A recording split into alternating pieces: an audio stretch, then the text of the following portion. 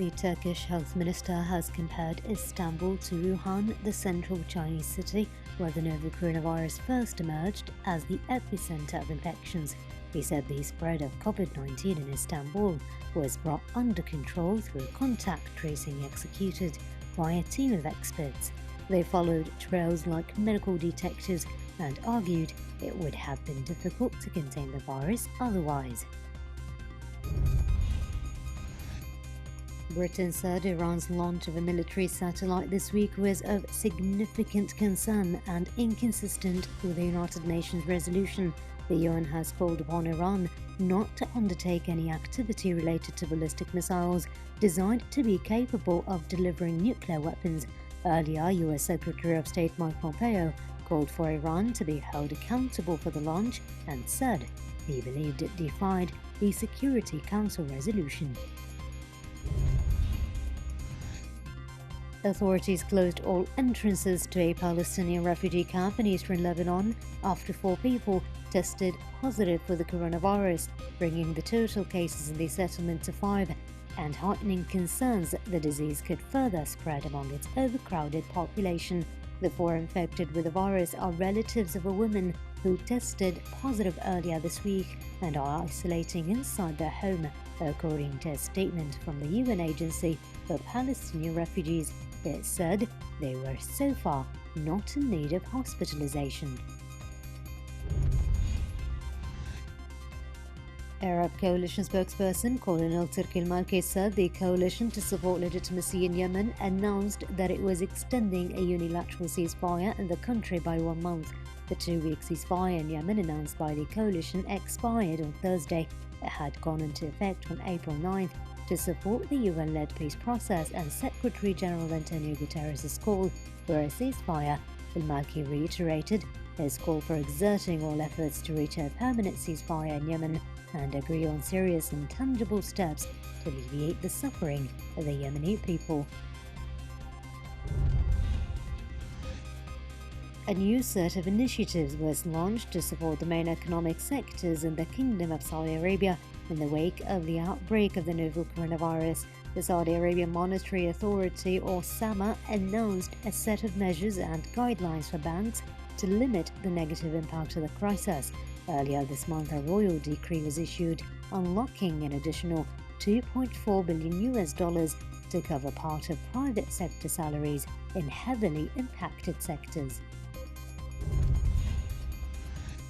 Tourism ministers of the group of 20 major economies agreed to explore capacity programs in the tourism industry to help the global economy recover from the coronavirus pandemic. The G20 Tourism Working Group was also tasked with finding ways to stimulate a recovery in the sector, the statement said following the virtual meeting.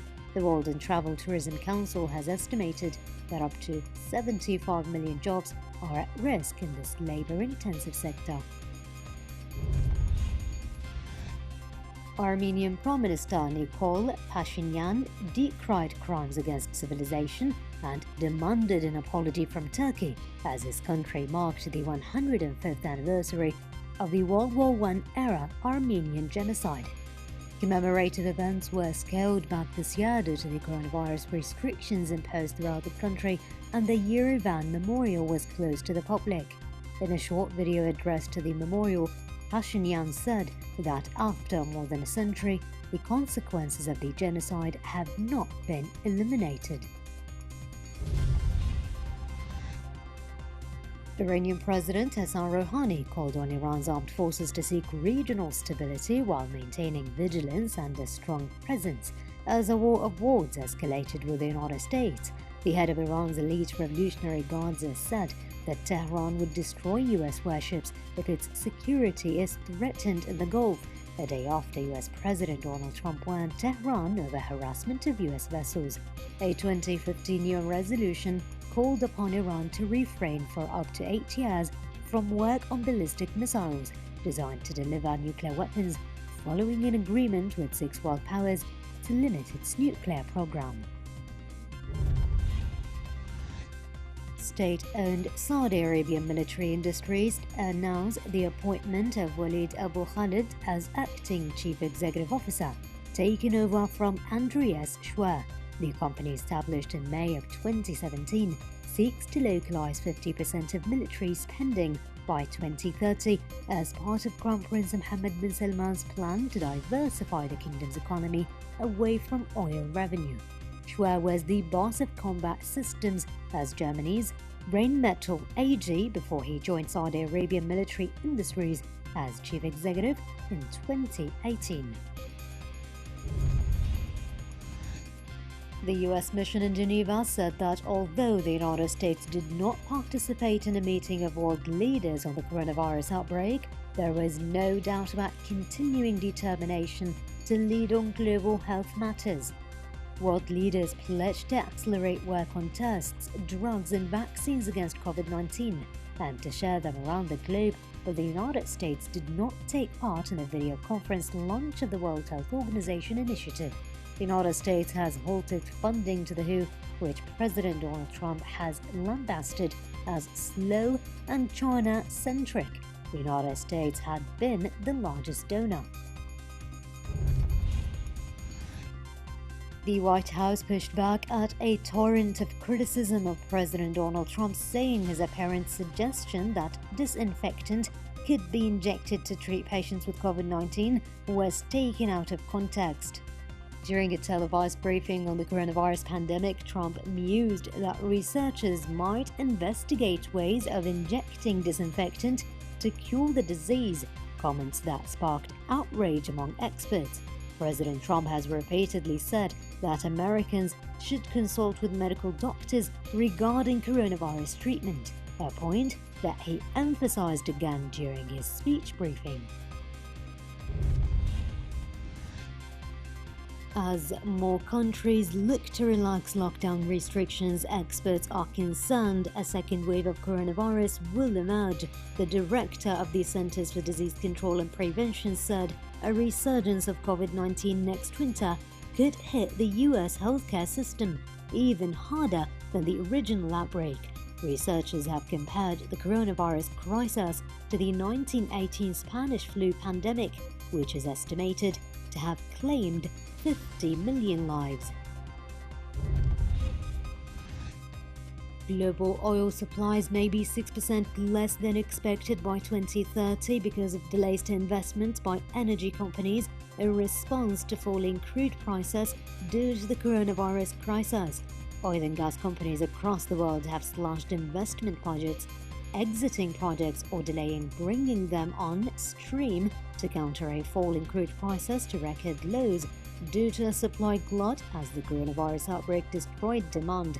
It estimates that $195 billion worth of non-shale projects are being delayed, most of which are gas and gas condensate field developments. UN Secretary General Antonio Guterres calls for human rights to guide COVID-19 recovery response.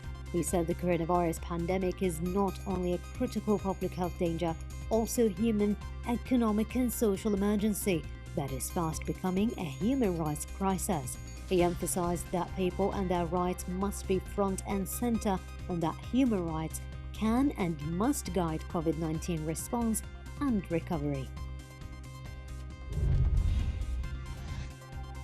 Kona Electric has been acknowledged as the best small family car in the inaugural Top Gear Electric Awards after it completed a 1,600 kilometers road trip across 9 European countries.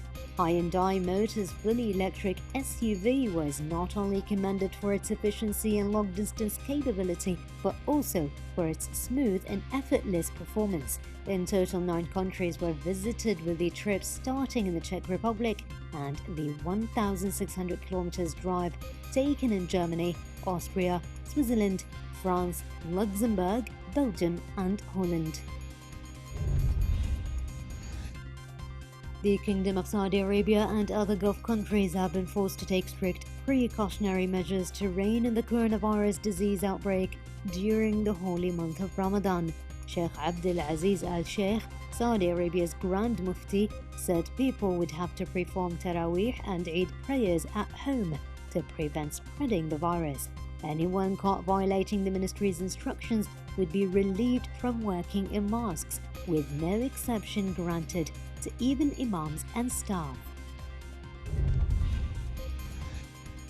Lebanon will extend a coronavirus lockdown by 2 weeks until May 10th, but Prime Minister Hassan Diab said the economy would be reopened in gradual phases over the coming weeks. Already hit by a financial crisis that led to a sovereign debt default and a fall in the value of its currency, Lebanon has ordered most businesses to close, shut Beirut airport, and imposed an overnight curfew to curb the spread of the novel coronavirus. Meanwhile, Lebanese Prime Minister Hassan Diab rebuked Central Bank Governor Riyad Salama, questioning his performance after a steep fall in the pound currency and calling on him to clearly explain to the Lebanese people where policy was headed. British retail sales fell by the most on record in March, reflecting the hit from the coronavirus shutdown, which closed many businesses in the second half of the month. Despite a surge in shopping for food, overall sales volumes plunged by 5.1% in March from February, a bigger fall than a median forecast for a drop of 4% in a Reuters poll of economists. It was the sharpest drop since the Office for National Statistics records began in 1996. Apple said it has found no evidence a flaw in its email app for iPhones and iPads has been used against customers, and that it believes the flaw does not pose an immediate risk to the users. San Francisco-based cybersecurity firm ZecOps detailed a flaw that it said may have left more than 500 million iPhone vulnerable to hackers. Zug Avraham, ZecOps chief executive, said that he found evidence the vulnerability was exploited in at least 6 cybersecurity break-ins.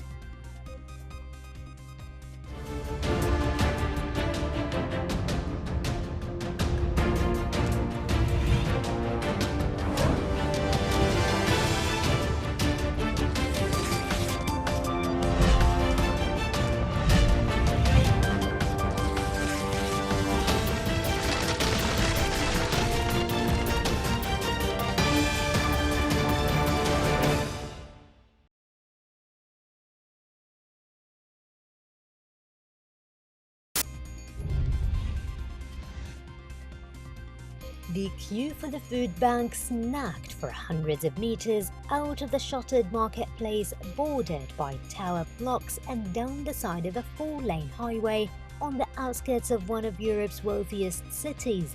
In Paris's depressed suburbs, the number of people relying on food handouts is soaring as a strict coronavirus lockdown plunges France into its deepest recession since World War II. Many worked the grey economy before the outbreak and now receive little protection from France's generous welfare state.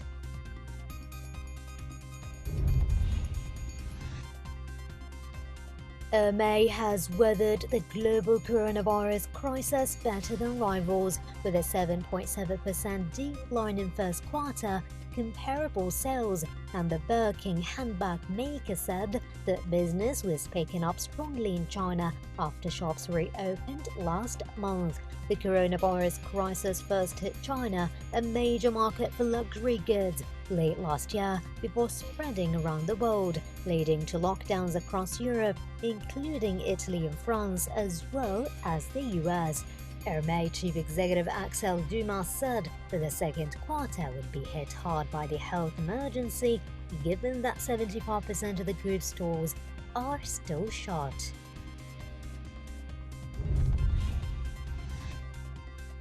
According to new research in France, nicotine could protect people from contracting the coronavirus, where further trials are planned to test whether the substance could be used to prevent or treat the deadly illness.